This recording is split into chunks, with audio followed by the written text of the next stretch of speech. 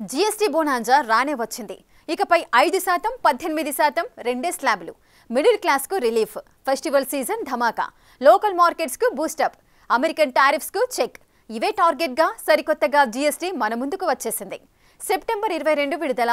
దసరా నవరాత్రి ఉత్సవాలు, అలాగే Deepavali festive season ఉంది. ఇక పండగే పండగ. జీఎస్టీ సంస్కరణలతో మొత్తం మారిపోతుందా?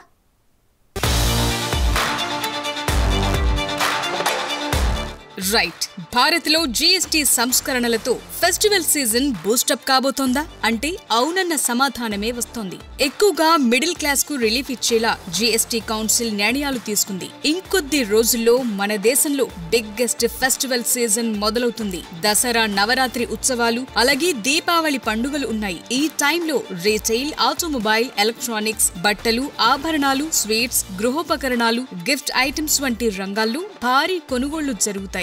మార్కెట్లు కళకళలాడుతూ ఉంటాయి.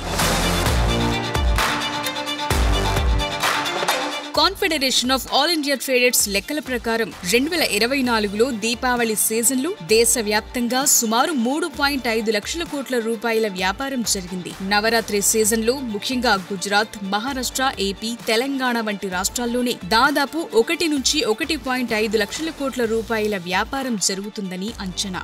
2025లో ఈ నంబర్ దేశవ్యాప్తంగా మరింత పెరిగే అవకాశం ఉంది. ఎందుకంటే జీఎస్టీ తగ్గించేశారు. ఈ పండుగల టైంలో ఆభరణాలు 30 నుంచి 40% వ్యాపారం, ఎలక్ట్రానిక్స్ 20 నుంచి 25%, ఆటోమొబైల్స్ 15 నుంచి 20%, దుస్తులు 20%, స్వీట్స్, గిఫ్ట్స్ లాంటివి బాగా అమ్ముడవుతాయి. ఈ కామర్స్ ప్లాట్ఫామ్లు దీపావళి సేల్స్ లో దాదాపు 50,000 కోట్ల రూపాయల బిజినెస్ చేస్తాయి. సో ఈసారి జీఎస్టీ ధమాకాతో పండగ బిజినెస్ 4 లక్షల కోట్ల రూపాయలు దాటేస్తుందన్న లెక్కలున్నాయి. అదే జరిగితే మన ఎకానమీకి కొత్త బూస్టప్ వచ్చే ఛాన్స్ ఉంది. జీఎస్టీ స్లాబ్లు ఇదివరకు 5%, 12%, 18%, 28%గా ఉండేవి. ఇప్పుడు వాటిని 2కు కుదించారు. అంటే 5%, 18% మాత్రమే ఉంచారు. మిడిల్ క్లాస్ ప్రజలు రోజువారీ వాడే చాలా వస్తువులపై జీరో జీఎస్టీ తీసుకొచ్చారు. 12%, 28% స్లాబ్లను తొలగించడం వల్ల చాలా వస్తువులు 5% లేదా 18% స్లాబ్లోకి వచ్చేశాయి. ఒక్కసారి ఆ లిస్ట్ ఏంటో చూద్దాం. స్టేషనరీ వస్తువులు, హెల్త్, లైఫ్ ఇన్సూరెన్స్లపై జీరో, కిరాణా సామాన్, బైక్స్ 1200cc లోపు కార్లపై జీఎస్టీలు తగ్గించారు. వెన్న, నెయ్యి, డ్రై ఫ్రూట్స్, మిల్క్, సాస్లు, మాంసం, sweets, jam, fruit jellies, coconut water, namkeen, water bottles, ice cream, biscuits, cornflakes, cereals వంటి వాటిపై ప్రస్తుతం 18% జీఎస్టీ ఉండగా ఇకపై 5% రేట్ వర్తిస్తుంది. టీవీలు, ఏసీలు, డిష్ వాషర్లు, వాషింగ్ మిషన్లు 28% నుంచి 18% తగ్గాయి. This reform is not just on rationalizing rates. It's also on structural reforms. It's also on ease of living, so that businesses can do their business of working together with the GST with a great ease. So we have corrected inverted duty structure problems. We've resolved classification related issues, and we've ensured that there will be stability and predictability about the GST.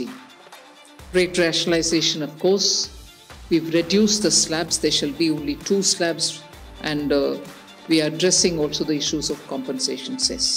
Tooth powder, feeding bottles, tableware, kitchenware, గొడుగులు, వంట పాత్రలు, సైకిళ్లు, వెదురు furniture, దువ్వెనలు 12% నుంచి 5%కి, shampoo, talcum powder, toothpaste, టూత్ బ్రష్లు, face powder, soap, hair oil 18 నుంచి 5%కి తగ్గుతున్నాయి. సిమెంట్ పై ట్యాక్స్ 28% నుంచి 18%కి కట్ డౌన్ చేశారు. దీంతో నిర్మాణ రంగానికి చాలా బూస్టప్ వస్తుందంటున్నారు. పెట్రోల్, ఎల్పీజీ, సిఎన్జీ వెహికల్స్ పై ట్యాక్స్ 28% నుంచి 18%కి తగ్గబోతోంది. 1200cc కంటే ఎక్కువ ఉండే పెట్రోల్ కార్లు, 1500cc కంటే ఎక్కువ ఉండే డీజిల్ కార్లకు 40% జీఎస్టీ వర్తిస్తుంది. అలాగే ఎలక్ట్రికల్ వెహికల్స్ కు ప్రస్తుతం ఉన్న 5% రేట్ కంటిన్యూ అవుతుంది. ఎర్రకోట నుంచి ప్రధాని మోదీ ప్రకటించిన నెక్స్ట్ జనరేషన్ జీఎస్టీ సంస్కరణలకు ఆమోదం తెలిపామన్నారు ఆర్థిక మంత్రి Nirmala Sitharaman. Ease of living, simplifying registration, return filing and refunds. I'm not getting into greater details, you'll get to know about it. But then these reforms have been carried out with a focus on the common man. Every tax levied on common man's daily use items have gone through a rigorous looking into, and in most cases the rates have come down drastically. Labor intensive industries have been given a good support. Farmers and agriculture as a whole రోజువారీగా వినియోగించే ఆహార పానీయాలపై tax పూర్తిగా ఉండదని, చపాతీ పరాటాకు ప్రస్తుతం 5% tax ఉండగా ఇకపై tax ఉండదు. Pan masala, సిగరెట్లు, కార్బోనేటెడ్ షుగర్ డ్రింక్స్ పై, హై ఎండ్ కార్లపై మాత్రం 40% స్లాబ్ ఉండాలని డిసైడ్ చేశారు. సో ఇలా జీఎస్టీలో మార్పులతో దాదాపు 48,000 కోట్ల భారం ప్రభుత్వంపై పడుతుందంటున్నారు. అయితే ఎకానమీ స్థిరంగా ఉంచడం, దేశీయంగా వినియోగం పెంచడం, అమెరికన్ టారిఫ్ ఎఫెక్టును తగ్గించడం వంటి వాటికి ఉపయోగపడుతుందంటున్నారు.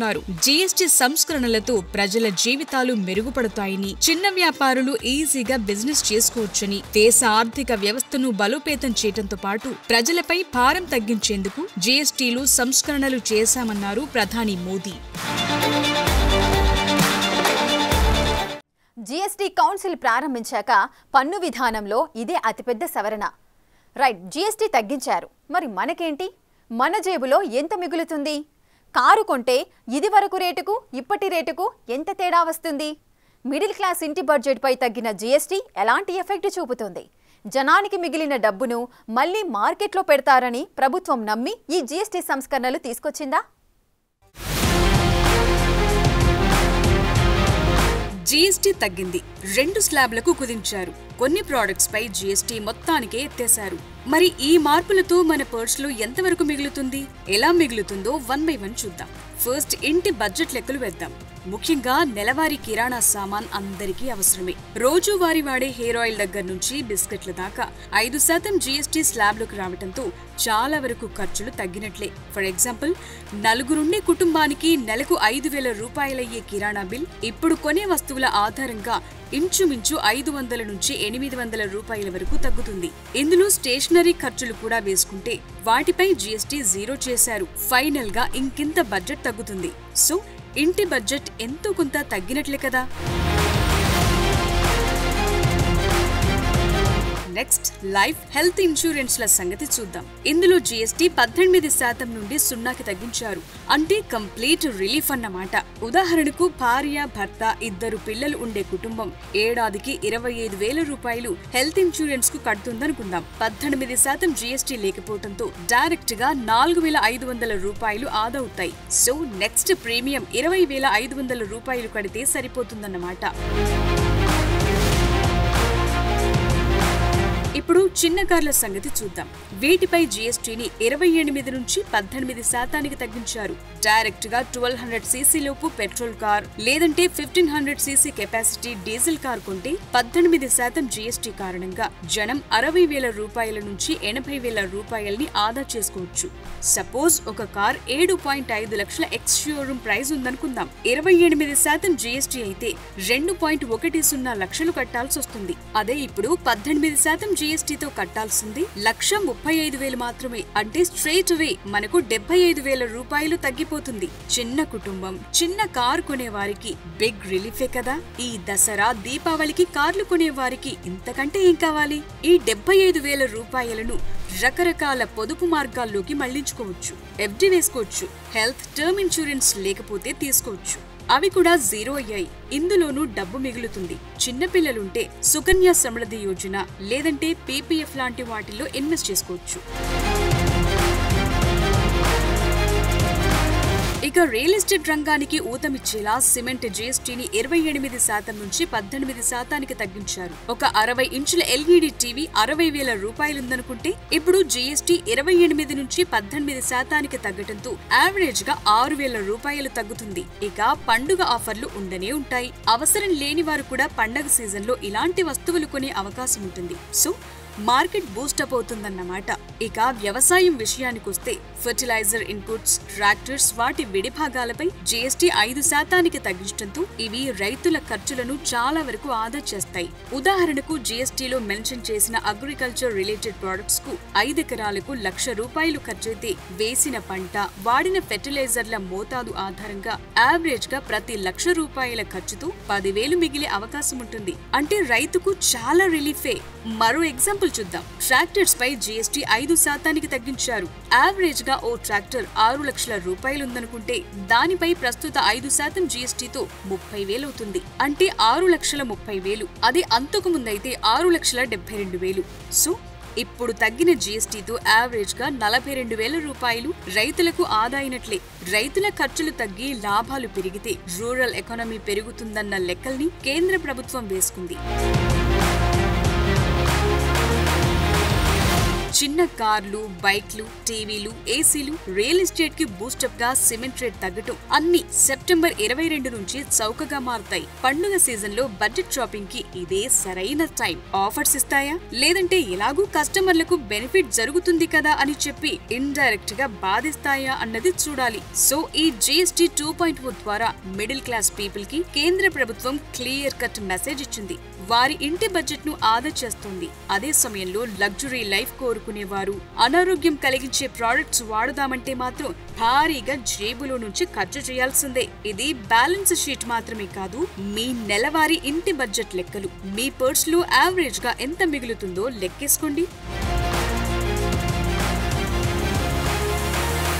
150 చదరపు గజాల్లో గ్రౌండ్ ఫ్లోర్ ఇల్లు కట్టాలంటే పునాది, పిల్లర్లు, బీమ్లు, స్లాబ్, ప్లాస్టరింగ్, ఫ్లోరింగ్ ఇలా అన్నిటికీ యావరేజ్ గా 600 సిమెంట్ బస్తాలు అవసరం అనుకోండి. ఈ సిమెంట్ బస్తాలపై తగ్గిన 18% జీఎస్టీతో 600 బస్తాలకు యావరేజ్ గా 20,000 రూపాయలకు పైనే తగ్గుతుంది. ఇది ఇంటి నిర్మాణ బడ్జెట్ ను ఎంతో కొంత తగ్గించినట్లే కదా.